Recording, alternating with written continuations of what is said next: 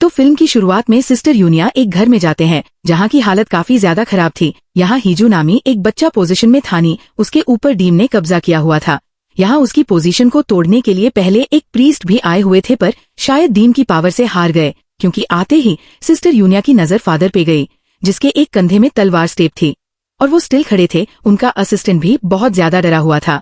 ऐसे में सिचुएशन संभालने के लिए सिस्टर यूनिया खुद ही एक्जॉटिन करने का फैसला करती है। हालांकि वो चाहती थी कि कैथोलिक ना के लिए यह करना इल्लीगल है। यहाँ पर एक पिक भी मौजूद था जिसके अंदर डीम को कैद करके इस पिक को खत्म करके डीम को खत्म किया जा सकता था। खैर, पहले सिस्टर यूनिया हीजन के ऊपर काफी सारा होली वाटर डाल देती है और फिर फादर के असिस्टेंट से चर्च की बेल रिंग करने को कहते हैं, जिसके बाद वही जन का सर पकड़कर कुछ प्रेयर्स करने लगी थी। सिस्टर यूनिया की प्रेयर्स की वजह से जेहन के अंदर के डेमन को बहुत ज्यादा तकलीफ हो रही थी, इसीलिए जेहन के कान से खून पद बहने लगा था, लेकिन पसेशन कम होने को नहीं आ रहा था। सिस्टर यूनिया भी अपनी प्रेयर्स नहीं रोकती और डीम से डीम का नाम पूछते हैं, लेकिन वो डीम नाम बताने के बजाय सिस्टर यूनिया को ही धमकियां देने लगा था। उसे कहता है, तुम इस साल का स्प्रिंग नहीं देखोगी, मैं तुम्हें ऐसी मौत दूंगा कि वो मौत इंसानों में सबसे ज्यादा भयानक होगी। तुम्हारे जैसे प्रीस्ट और फादर्स ने ही हम जैसे सारे डीम को लम्हे कैद कर दिया, लेकिन अब ऐसा नहीं होगा। सिस्टर यूनिया उसकी बातें सुनने के साथ साथ अपनी प्रेयर्स पढ़ती जा रही थी, जिसकी वजह से आखिर हीजन बेहोश तो हो गया, लेकिन वो जानते थी कि हीजो सिर्फ कंट्रोल में आया है, उसका पोजीशन खत्म नहीं हुआ। इसीलिए हीजो को चर्च के हॉस्पिटल में एडमिट करवा दिया जाता है। हीजो की मॉम यहाँ पर डॉक्टर को बताते हैं कि हीजन को पोषण है, लेकिन यहाँ पर डॉक्टर फादर पावलोस की बात पे यकीन नहीं करते, क्योंकि उनको खुद पोषण और एक्सोसिस्टम पे यकीन ही नहीं था। वो इस चीज को नहीं मानते थे कि कोई डेवल एंटिटी या कोई और पावर इंसान की बॉडी पर कब्जा कर सकती है। यही बात वही जो उनकी मॉम कभी समझाने की कोशिश करते हैं कि आपके बेटे को किसी किस्म का पोजीशन नहीं है, ये एक पर्सनालिटी डिसऑर्डर है जिससे आपका बेटा गुजर रहा है और अग्रेशन में है। लेकिन हीजो की मॉम ने फादर पावलो को बताया वो पोजीशन में ही है। काफी मर्तबा उसका एग्जॉसिट गया, यहाँ तक कि 2 फादर्स उसका एग्जॉसिट में नाकाम भी हो गए, लेकिन फिर उस दिन सिस्टर यूनिया ने आके सब कुछ हैंडल किया। ये सुनकर डॉक्टर पावलो, जो खुद एक प्रीस्ट थे, वो काफी हैरान हुए, क्योंकि कैथोलिक नन्स एग्जॉर्ज जब नहीं कर सकती थी, ये काम उनके लिए इल्लीगल था। और इसी वजह से हम देखते हैं कि सिस्टर यूनिया को चर्च की मैनेजमेंट ने भी में बुलाया हुआ है यहाँ पर अपनी सफाई देते हुए। सिस्टर यूनिया बताती हैं कि उस टाइम सिचुएशन बहुत ज्यादा खराब थी। एक्सोर्स जम के अलावा कोई दूसरा ऑप्शन नहीं था सिचुएशन को कंट्रोल करने के लिए। मैंने एग्जॉसिट और अभी भी उस बच्चे को एग्जॉसिटा है।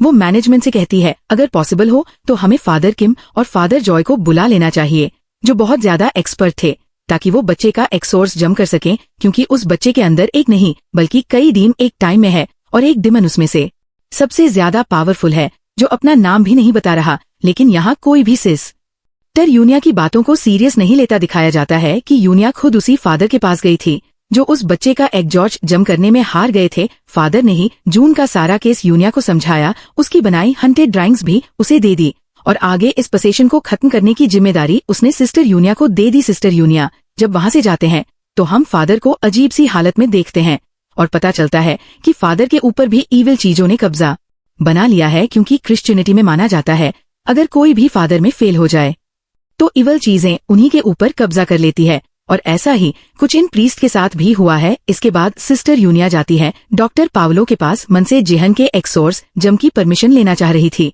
लेकिन डॉक्टर पावलो को इन चीजों पे बिल्कुल बीव नहीं था।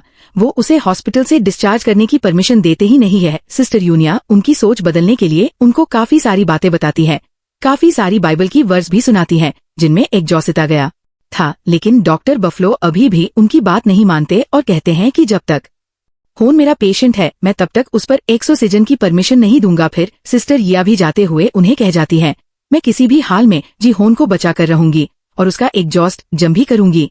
यहाँ हमें जेहन की मॉम को दिखाया जाता है, जिनको पैसे लेने वाले लोग फोन कर करके तंग कर रहे थे। एक आदमी तो उनको ये तक कह देता है कि तुम्हारा हस्बैंड भी मर गया और इसी तरह तुम्हारा पागल बेटा भी मर जाएगा। यह बात सुनकर वो बुरी तरह टूट जाते हैं।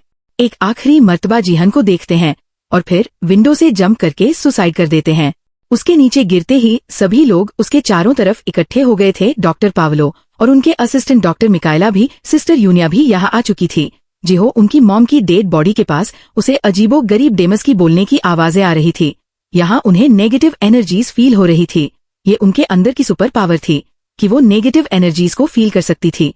वो कुछ बढ़कर इन नेगेटिव एनर्जीज को यहाँ से भगाने की कोशिश करती है और डॉक्टर मिकाएला ये नोटिस कर लेती है। अब रात में सिस्टर यूनिया अकेले में मिकाएला से मिलने के लिए आती है, क्योंकि वह भी एक सिस्टर ही थी। वो सिस्टर मिकाएला को बताती है कि मेरे अंदर एक सुपर पावर है, मैं इवल एनर्जीज को फील कर सकती हूँ और मैं जानती हूँ कि जिहन के अंदर डेमोस हैं, हमें उसका एजोर्सिस्म करना है। क्या तुम मेरी इसमें मदद करोगी? मैं चाहती हूँ कि तुम भी मेरी तरह एक डिमन स्पॉन हो और तुम्हारे अंदर भी कोई सुपर पावर होगी। डिमन स्पॉन वो बच्चे होते हैं जिनकी मॉम्स को प्रेगनेंसी के टाइम या उससे पहले डिमन पोसेस कर लेते हैं। ऐसे में डीम की कुछ एनर्जीज उन बच्चों के अंदर चली जाती है। ये बच्चे स्पेशल बन जाते हैं, उनके पास कुछ सुपर पावर्स भी आ जाती हैं। ऐसे बच्चे बहुत अच्छे शमन बन सकते हैं, यानी दूसरों को डीम से और उनके पोजीशन से दूर रख सकते हैं। लेकिन डॉक्टर मिकाएला ने ऐसा नहीं किया। वो शमन नहीं बनी, बल्कि वो एक सिस्टर बन गई और उसके बाद डॉक्टर बनके चर्च के ही हॉस्पिटल में अपनी सर्विसेज देती है। डॉक्टर मिकाएला ने यहाँ पर सब लोगों से ये बात छुपाई थी, लेकिन सिस्टर यूनिया को ये सारी बातें इसलिए पता चल रही थी क्योंकि वो उन्हीं जैसी थी। इसीलिए डॉक्टर मिकाएला गुस्से में जब यहाँ से जाने वाली थी तो सिस्टर यूनिया ने उनके सामने जिहन की हिस्ट्री रख दी और उनसे रिक्वेस्ट की कि वो उसे देखकर बताए कि इसका इलाज कैसे किया जा सकता है। डॉक्टर यूनिया के जाने के बाद मिकाएला उन सब चीजों को लेकर अपने घर आ जाती है और घर आकर अपने टैरो कार्ड्स निकालती है, जिससे हमें पता चल जाता है कि उसके पास एबिलिटी थी फ्यूचर को देखने की। और इस टाइम उसे एक अजीब सा वियन आया। उसने अपने वियन में बहुत सारी गोड्स को मरा हुआ देखा। वो अपने टेर कार्ड्स में से 2 कार्ड्स को पिक करती है, जिसमें से एक डीम निकलता है और दूसरा हाई पिस्टस। ये देखते ही उसे अपनी जिंदगी का फ्लैशबैक आने लग जाता है। असल में वो पहले अपनी बहन के साथ ये कार्ड रीड किया करती थी। ये दोनों बहन ही डेमन स्पॉन थी। डेमन स्पॉन के बारे में मैं पहले ही बता चुकी हूँ।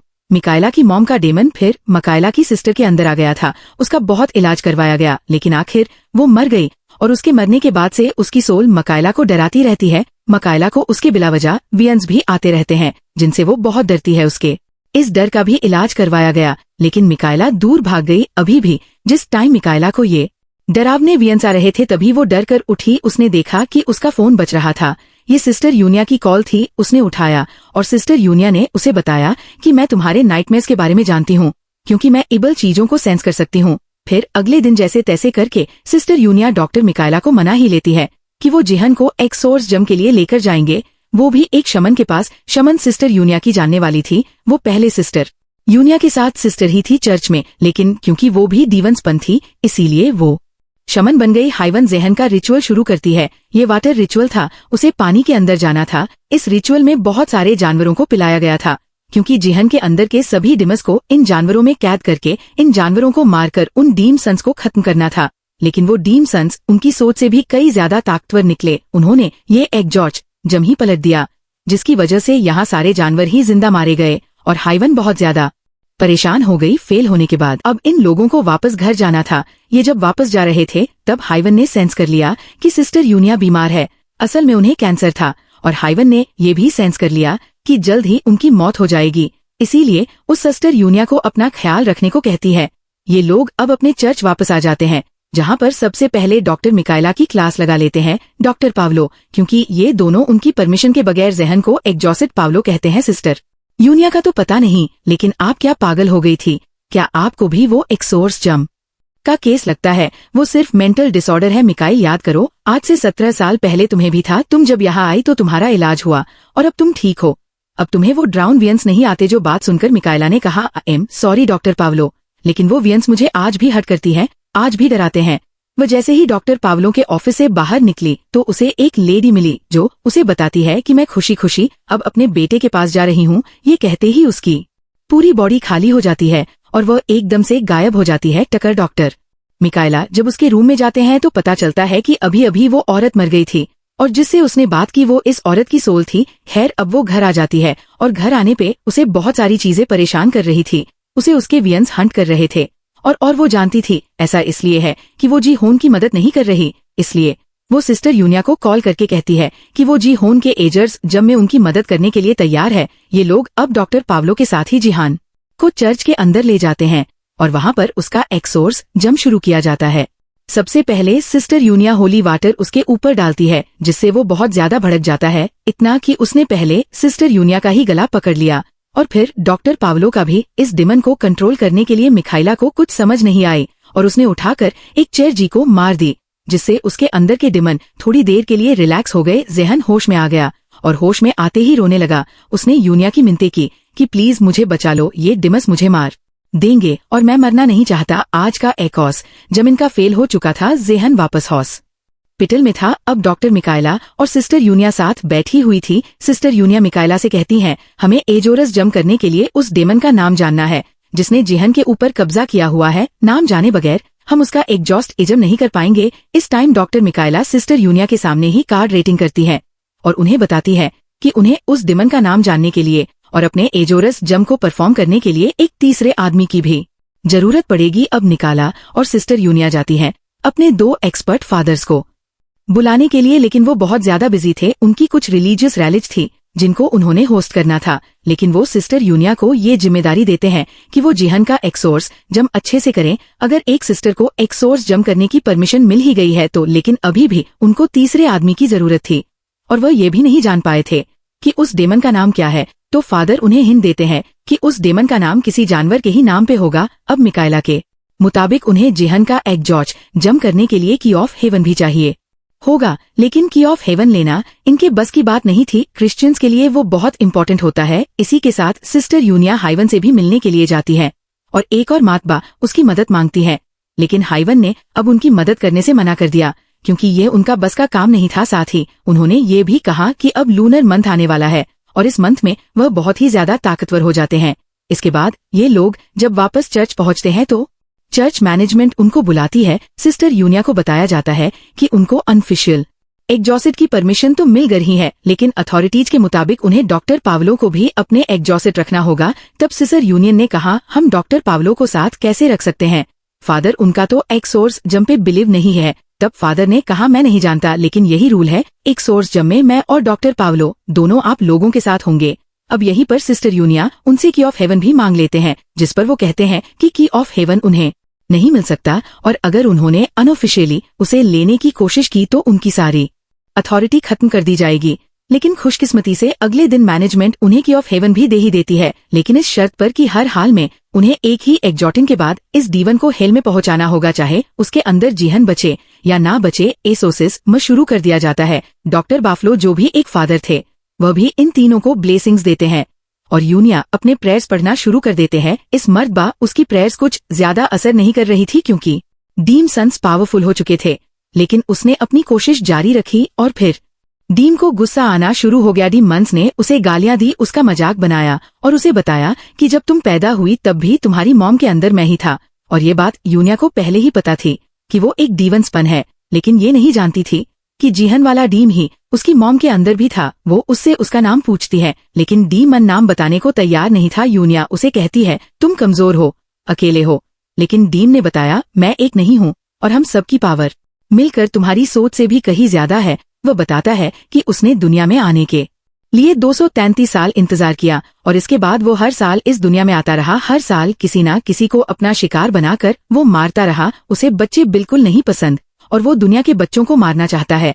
वो बताता है कि वो अभी तक 292 बच्चे मार चुका है। ये बातें बताने का मकसद ये नहीं था कि डीम यूनिया को डरा रहा था, वो सिर्फ यूनिया को डिस्ट्रैक्ट कर था। यूनिया जब उसकी बातें सुन रही थी तभी वो कमरे में हलचल मचा देता है और एक अलमारी यूनिया के ऊपर गिरा देता है। मिकाएला बहुत ज्यादा घबरा जाती है और यूनिया से पूछती है, अब क्या करोगी? वो उससे कहती है, मुझे की ऑफ हेवन दो जो लेकर वो दोबारा अपनी प्रेस पढ़ने लग जाती है, लेकिन इस मर्तबा भी उसके ऊपर ज्यादा कुछ फर्क नहीं पड़ रहा था। थोड़ी ही देर में बाहर हाईमन का असिस्टेंट भी आ गया। इन लोगों की मदद करने के लिए बाहर श्रीमन रिचुअल भी शुरू कर दिया गया। डी मन को भगाने के लिए यूनिया ने मिकाएला से दरवाजा खोलने को कहा, जहाँ से बाहर की आवाजें अच्छी तरह अंदर आ सके, और शमन रिचुअल की आवाजें सुनकर अब डीम भी तड़पने लगा। डीम के तड़पने से जेहन की बॉडी बिल्कुल काली पड़ चुकी थी, लेकिन डीम ने भी हाथ नहीं मानी और बाहर बैठे हुए हाइवन के असिस्टेंट के ऊपर, जो कि श्रीमन रिचुअल कर रहा था, उसके ऊपर भी वो चीजें फेंकने लगा और उसे डिस्ट्रैक्ट करने लगा। हाइवन का असिस्टेंट डरा नहीं और उसने अपना काम जारी रखा। उसने रिचुअल तोड़ा नहीं, जिससे अब डीम थोड़ा सा कमजोर होने लगा था। जब हर तरफ हलचल मच रही थी तब यूनिया ने डीवन से कहा, तुम मुझे बस अपना नाम बता दो, मैं वादा करती हूँ कि मैं तुम्हें अपनी बॉडी में ले लूंगी। डीम यूनिया की बात मान लेता है और यूनिया को अपना नाम बता देता है। फाइनली अब यूनिया को नाम मिल चुका था। इसके बाद उसने डीम से कहा, तुम जेहन की बॉडी को छोड़ दो और मेरी बॉडी के अंदर आ जाओ। डीमन जैसे ही जिहन की बॉडी को छोड़ता है, यूनिया को एक वियन आता है जिसमें वो और जिहन स्पिरिचुअल वर्ल्ड में थे और स्पिरिचुअल वर्ल्ड में जिहन उसे शुक्रिया कह रहा था। इतनी देर में यहाँ बहुत तेज हलचल मचना शुरू हो जाते हैं। हर चीज टूटने फूटने लगती है और आग लग जाती है क्योंकि डीम जिहान की बॉडी को छोड़कर यूनिया की बॉडी आ रहा था। जुनिया कमजोर पड़ चुकी थी। उसने मिकाएला से कहा, तुम जिहान को लेकर चर्च में चली जाओ और 3 मर्तबा चर्च की बेल रिंग करना इतनी जोर से कि वो मुझे भी सुनाई दे। मिकाइल उससे पूछती है, तुम क्यों नहीं साथ चल रहे? तब यूनिया अपने जिस्म पे हाथ रख के उसे बताती है कि उसने डीम को अपने अंदर ले लिया था और ये जानकर वो पूरी तरह टूट गई। ये लोग तेजी से अपनी कार्स की मदद से यहाँ से निकल गए, लेकिन चर्च जाने से पहले ही बहुत सारे डेमोनिक रेड्स ने इनका रास्ता रोक लिया। उनका क्या, यहाँ पर पूरी ही ट्रैफिक को जाम कर दिया एंड रेड्स ने इन्हें जल्दी से जल्दी चर्च की बेल रिंग करनी थी। मकायला और हाइवन का असिस्टेंट जल्दी से जिहन को लेकर बाहर निकल आए और भागते हुए चर्च तक जाने के लिए निकले। हेजन से चला नहीं जा रहा था, इसीलिए हाइवन का असिस्टेंट मकायला को अकेले ही आगे बढ़ने को कहता है। मकायला जाकर फाइनली 3 मर्तबा अपने चर्च की बेल को रिंग कर देते हैं। उसकी बेल को रिंग करने से पहले हमने देखा था कि जॉन का जिस्म डेमोनिक पावर्स की वजह से बिल्कुल काला पड़ने लगा था, लेकिन बेल रिंग करने के बाद उसकी बॉडी दोबारा से ठीक हो गई, जिसका मतलब था कि उसके अंदर के डेमोस ने उसे छोड़ दिया है।